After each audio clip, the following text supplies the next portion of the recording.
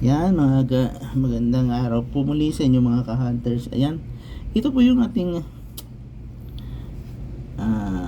bibigyan natin ng pansin, no? Itong mga coins na to.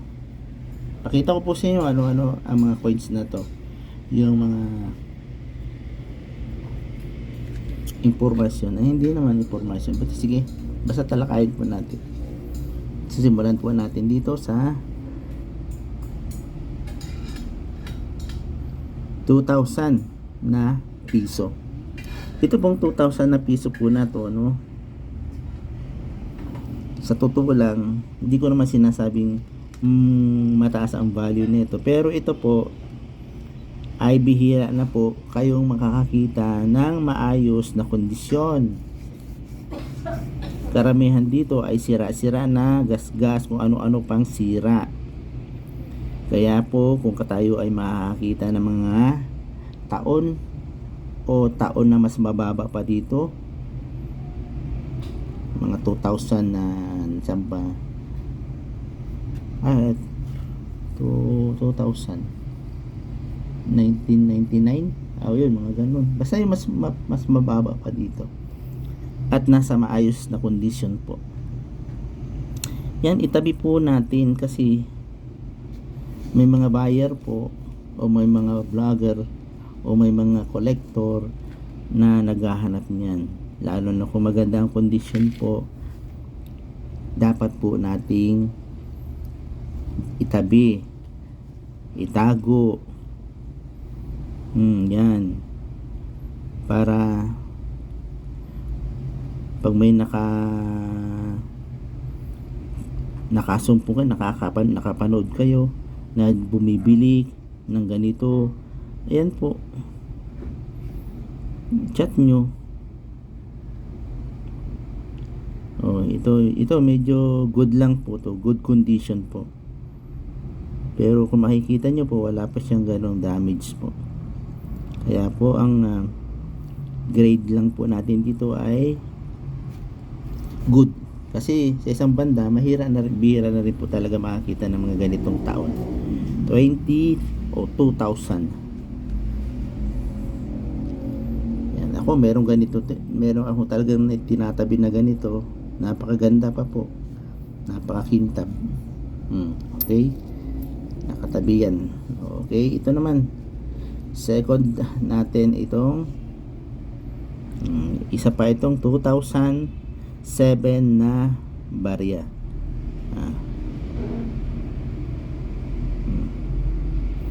Ito po mga ganitong taon, hindi po to magnetic, kasi ang magnetic po nagsimula sa 2003 pala nagsimula, sorry po, 2003. Diyan nagkaroon ng transition, yung pagpapalit ng composition ng coins sa taong 2003, na kung saan may makakatagpo rin kayo dyan sa taong yan ng frosted coin na 2003, magnetic at hindi magnetic. Ito po pala magnetic, sorry. 2007, isa na rin po ito sa medyo mahirap makita sa sirkulasyon, kasi yung iba nga po nito, pa nakakuha ng ganito, itinatabi na kaagad nila, itinatago. Ito po yung mga taong importante. Nakadikit po kasi ito sa 2005. 2006 mahirap na rin po. 2008 medyo mahirap na rin po. Yan simula 2000. Siyempre pinaka-rare dyan yung 2005. Basta maganda ang kondisyon ng coins, makintab, walang gasgas. Pag tinignan nyo, sa gumamit kayo ng microscope o yung magnifying glass, at walang taga makinis tingnan. Yan, tabi nyo po. Okay, yan. And itong last na to, NGC series o New Generation Currency. Ito po may taon na 2019. Yan, waling-waling. Okay, ito po ay may isang tawag dito. Ito po ay error coins. Yan. Ito po ay isang error coins. Yan, focus natin. At mapapansin po natin, yan, medyo itagilid natin para makuha ng yung liwanag, kasi wala na po akong kasi yung ating cellphone luma na. Ayan, kung mapapansin nyo, diba, yung piso, salitang piso, yung P-I-S, yung O wala, ay nagkadoble-doble. Ayan, sa atin ito po ay isang double strike. Double strike lang po ito sa atin. Pero sa ibang bansa like America, ito po ay tinatawag nilang double strike. Na kung saan napakalaking halaga po ito para sa kanila. Napakalaking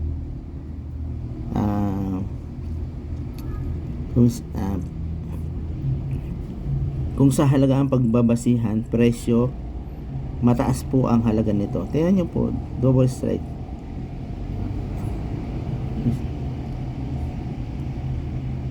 Double die error. At saka makikita, ito po ay overs and reverse ha. Ayan. Makikita mo sa kuwan ng dahon po. Ayan. Ayan. Yan sa stem. Makikita. Hindi po kasi ganun ma-focus nung cellphone ko eh. Ayan po oh. Yan. Sa mga dulo-dulo po.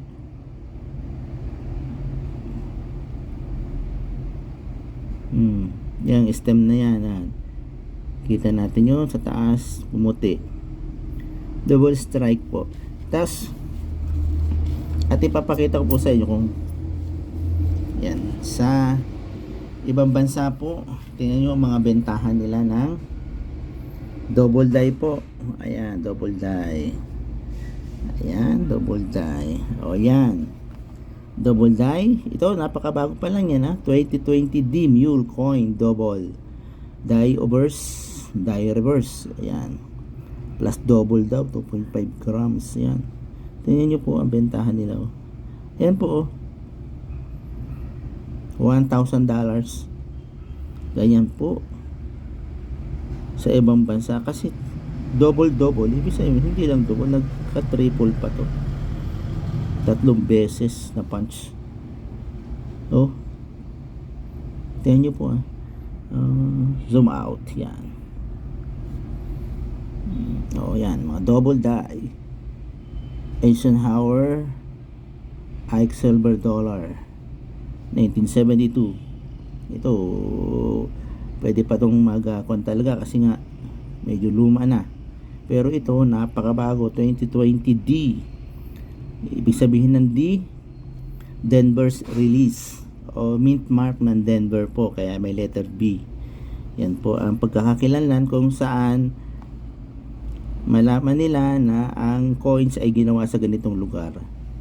Yan ang presyo na ayan nyo yung pagkakakilanlan po ng kung saan ginawa yung coins.